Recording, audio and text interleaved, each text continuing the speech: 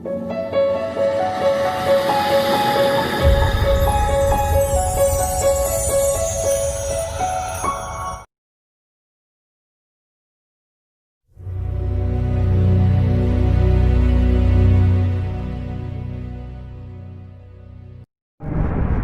सबना की जिंदगी के अंदर बहुत सारी आशीष बरकत आएगी और प्रभु के नाल जिंदगी जीवन का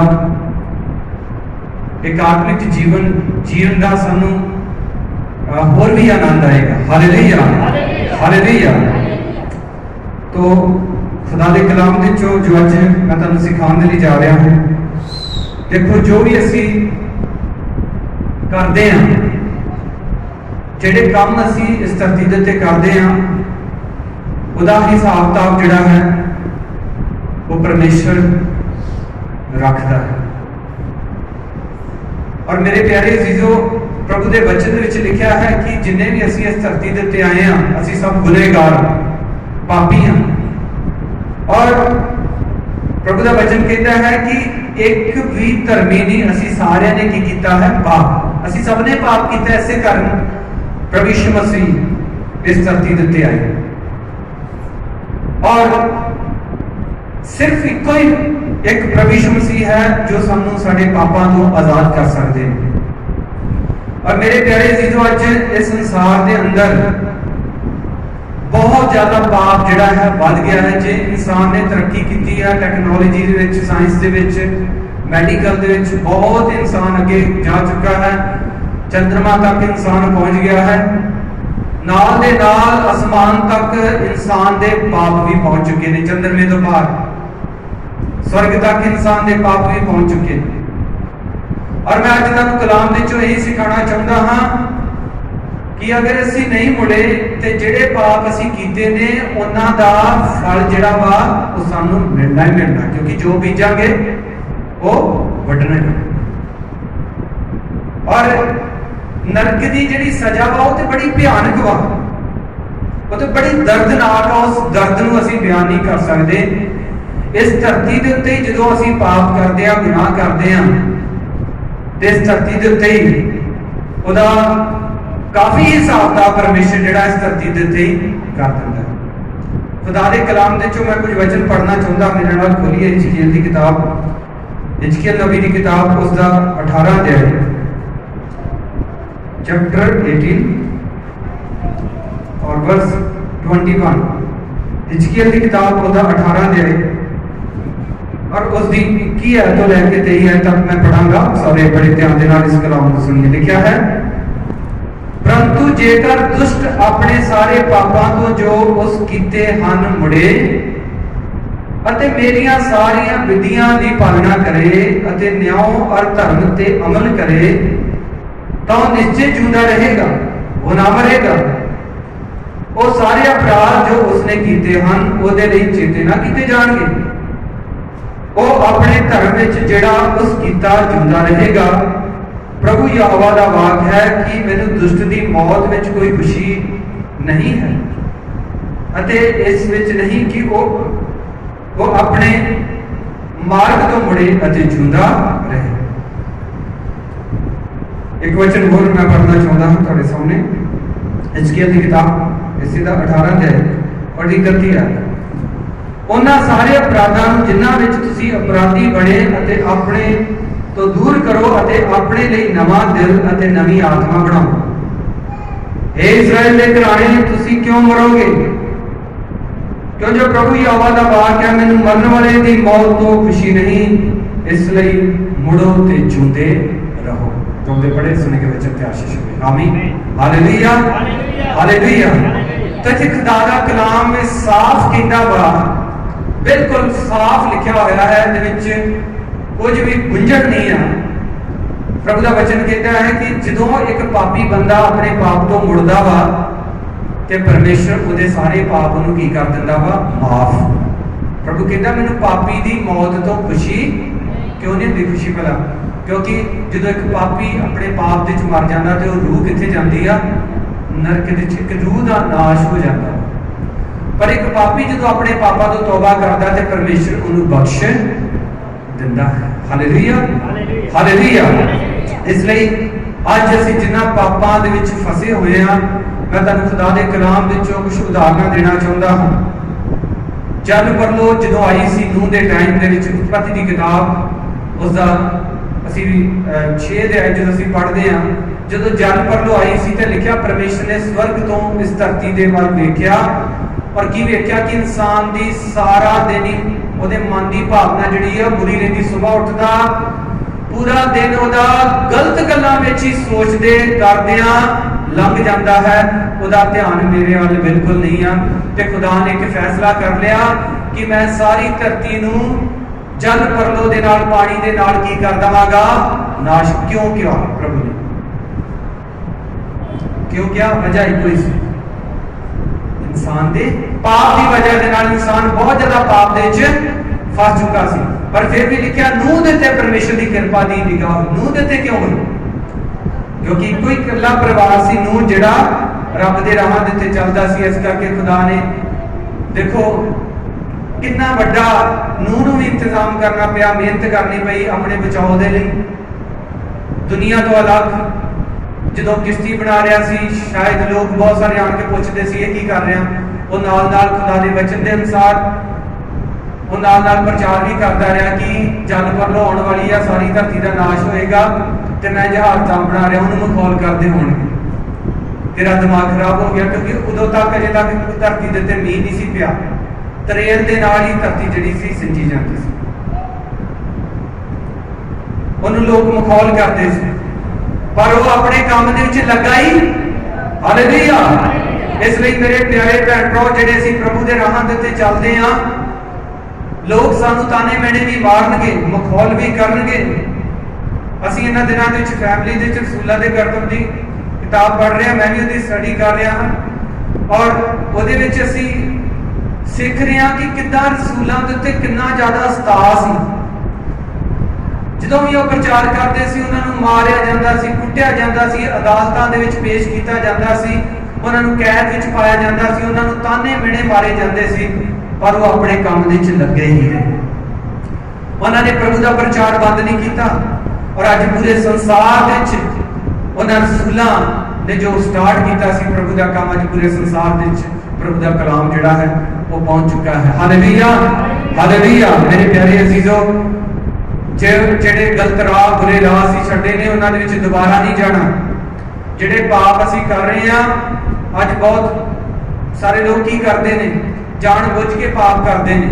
ਉਹਨਾਂ ਨੂੰ ਪਤਾ ਪ੍ਰਭੂ ਮਾਫ ਕਰ ਦਿੰਦਾ ਵਾ, ਪਹਿਲਾਂ ਪਾਪ ਕਰਕੇ ਫਿਰ ਆ ਜਾਂਦੇ ਨੇ ਪਾਸਟਰ ਦੇ ਅੱਗੇ, ਅਸੀਂ ਮਾਫੀ ਮੰਗਦੇ ਹਾਂ।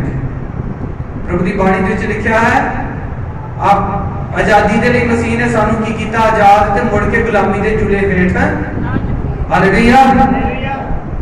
ਲਿਖਿਆ ਆਪਣੀ ਆਜ਼ਾਦੀ ਨੂੰ, ਆਪ ਆਪਣੀ ਆਜ਼ਾਦੀ ਦਾ ਗਲਤ ਫਾਇਦਾ ਨਾ ਉਠਾਓ, ਜਿਹੜੀ ਆਜ਼ਾਦੀ ਪਰਮੇਸ਼ਰ ਨੇ ਸਾਨੂੰ ਦਿੱਤੀ ਹੋਈ ਹੈ। ਮੇਰੇ ਪਿਆਰੇ ਅਜ਼ੀਜ਼ੋ, ਜਿਹੜੇ ਜਾਣ ਬੁੱਝ ਕੇ ਪਾਪ ਕਰਦੇ ਨੇ, ਮੈਂ ਅੱਜ ਸਾਫ਼ ਗੱਲ ਇਹ ਕਹਿ ਦੇਣਾ ਚਾਹੁੰਦਾ ਹਾਂ, ਵਚਨ ਨੂੰ ਜਾਣਦੇ ਹੋਏ ਵੀ, ਸਭ ਕੁਝ ਪੜਿਆ ਵਾ, ਸਿੱਖਿਆ ਵਾ, ਜਾਣਦੇ ਹੋਏ ਵੀ ਜਿਹੜੇ ਪਾਪ ਦੇ ਬਾਰੇ ਚੰਗੀ ਤਰ੍ਹਾਂ ਜਾਣੂ ਨੇ ਕਿ ਇਹਦੀ ਸਜ਼ਾ ਵਾ, ਫਿਰ ਵੀ ਪਾਪ ਕਰਦੇ ਨੇ, ਉਹ ਆਣ ਕੇ ਮਾਫੀ ਵੀ ਮੰਗ ਲੈਣ। ਹਾਂ, ਪ੍ਰਭੂ ਉਹਨਾਂ ਨੂੰ ਮਾਫ ਕਰ ਦੇਵੇਗਾ, ਪਰ ਜੋ ਉਹਨਾਂ ਨੇ ਜਾਣ ਬੁੱਝ ਕੇ ਕੀਤਾ ਉਹਦਾ ਫਲ ਉਹਨਾਂ ਨੂੰ ਭੁਗਤਣਾ ਨਹੀਂ ਪੈਣਾ। ਜਿਹੜੇ ਪਰਿਵਾਰ ਵਿੱਚ ਕਲੇਸ਼, ਕਈ ਤਰ੍ਹਾਂ ਦੀਆਂ ਪਰੇਸ਼ਾਨੀਆਂ, ਮੁਸ਼ਕਲਾਂ ਆ ਜਾਂਦੀਆਂ ਨੇ ਔਰ ਕਈ ਜਿਨ੍ਹਾਂ ਨੇ ਹੁਣ ਪ੍ਰਭੂ ਦੇ ਵਿੱਚ ਠੀਕ ਤਰ੍ਹਾਂ ਜਾਣਿਆ ਤਾਂ ਉਹ ਸਮਝਦੇ ਨੇ ਕਿ ਇਹ ਕਿੱਦਾਂ ਆ ਗਿਆ, ਇਹ ਤਾਂ ਸਭ ਕੁਝ ਮੈਂ ਤੇ ਹੁਣ ਬਿਲਕੁਲ ਠੀਕ ਪ੍ਰਭੂ ਦੇ ਰਾਹ ਤੇ ਚੱਲ ਰਿਹਾ।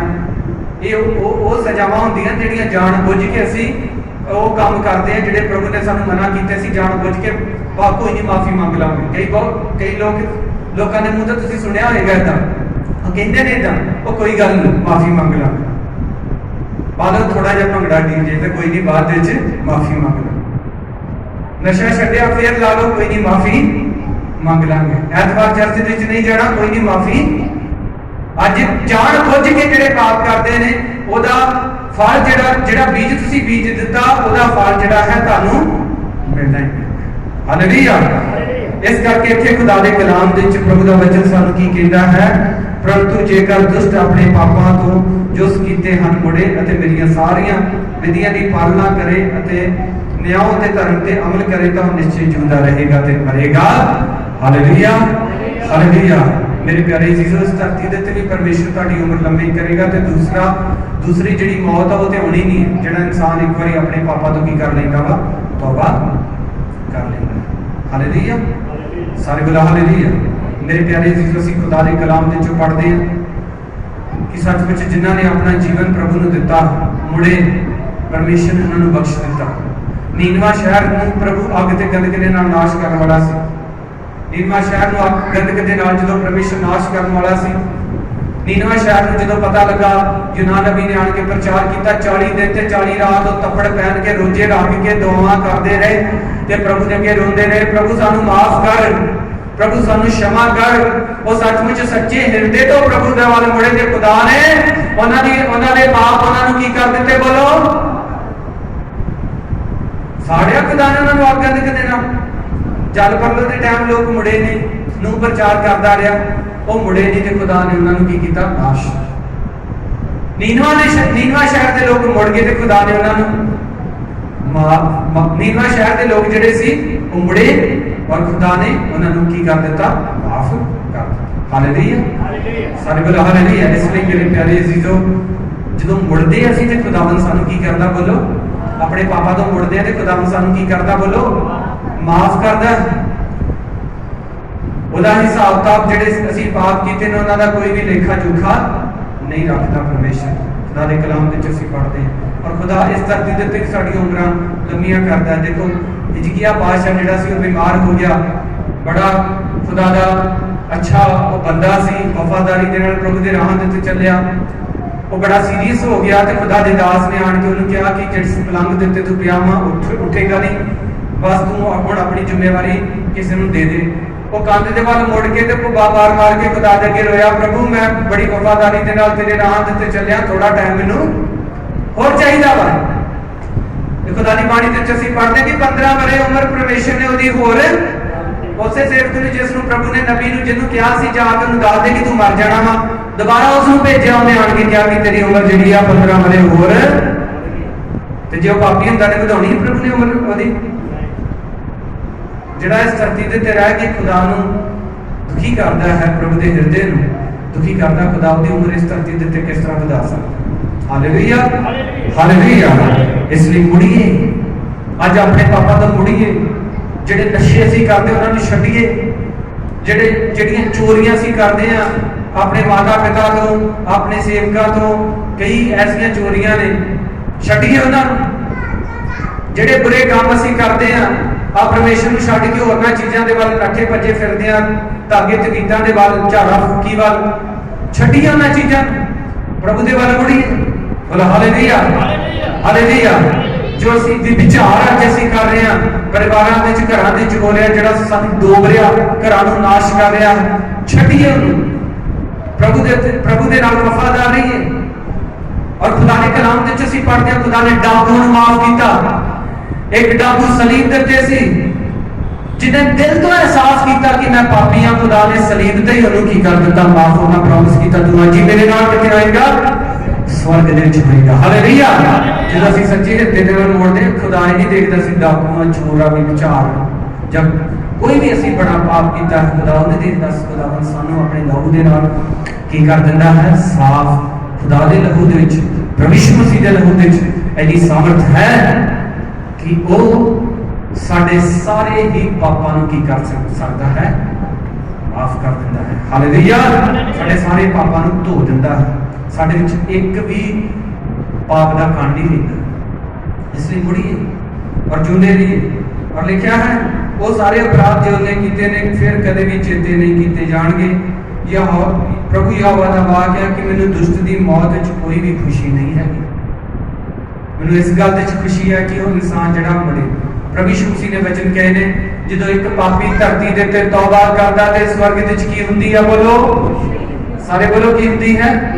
ਇਹਦਾ मतलब ਜਿਹੜੇ ਅੱਜ ਪਛਤਾਪ ਵਾਲਾ ਜੀਵਨ ਇਸ ਧਰਤੀ ਦੇ ਉੱਤੇ ਬਿਤਾਉਂਦੇ ਨੇ, स्वर्ग ਵਿੱਚ ਪਰਮੇਸ਼ਰ ਉਹਨਾਂ ਦੀ ਜ਼ਿੰਦਗੀ ਤੋਂ ਹਮੇਸ਼ਾ ਕੀ ਰਹਿੰਦਾ ਵਾ, ਖੁਸ਼।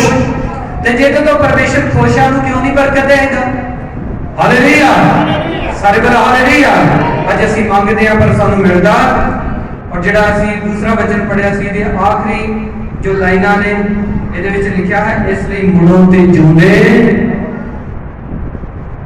इसलिए तौबा करो तो मुड़ो ताजो ताड़े पाप मिटाए जान ते प्रभु दे हजूरों सुख दे दिन आ जाए।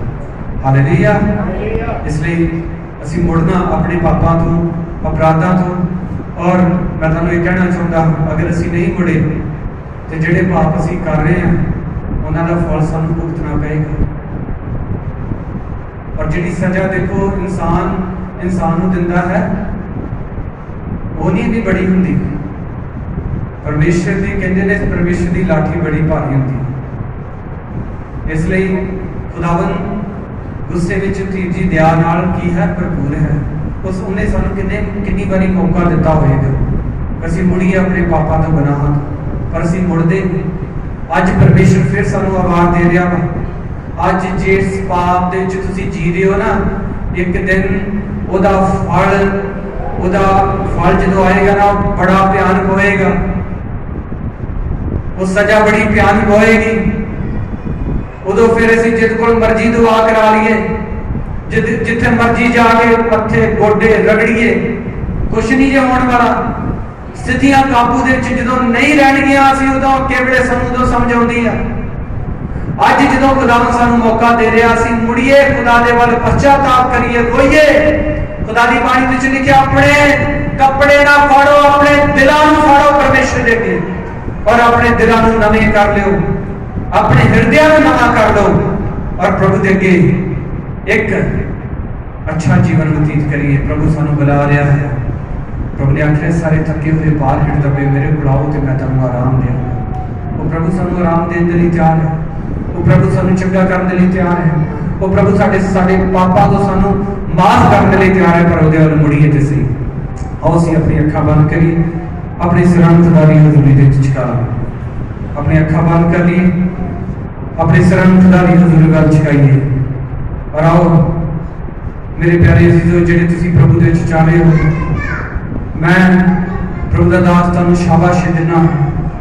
और मैं कहना चाहुंदा हां इसी तरह प्रभु दे विच वाधे जाइए। जिद्दां वचन विच लिखिआ जिहड़ा धर्मी आ गाल नूं धर्म करी जाए।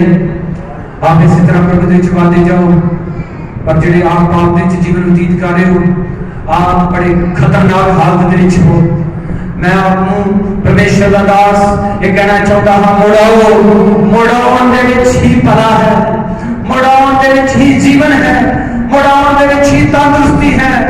आप मुड़ो प्रभु दे वल और पश्चाताप करो और कहो प्रभु मैं अपने जीवन विच मैं अपने दिल विच तुहानूं इनवाइट करदा हां। मैं सदा दिंदा प्रभु मेरे हृदय दे अंदर आओ, मेरे सारे अपराधां तो मैनूं माफ कर दिओ। और जब तुसीं माफी मंगोगे तो परमेश्वर आपको माफ करेगा।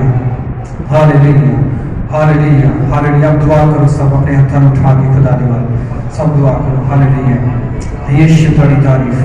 प्रभु तेरा धन्यवाद। खुदा मैं संत जिन्हें भी तेरे को माफी मांग रहे हैं, अपना जीवन बदल रहे हैं, उन्होंने अपने लहू दे नाल धो दे, अपनी पवित्र आत्मा दे नाल उन्होंने टच कर छू दे मेरे प्रभु। हालेलुया। और खुदावन आज तो हालेलुया प्रभु के परमेश्वर नवी सृष्टि बन जाए, नवी इंसानियत नवी जिंदगी के अंदर आ जाए। सारे अपराध माफ कर दो, अपने लहू दे नाल एक एक नूं धो दो, शुद्ध कर दो मेरे प्रभु। मैं विश्वास करता तुसीं एक एक नूं माफ कर दिता।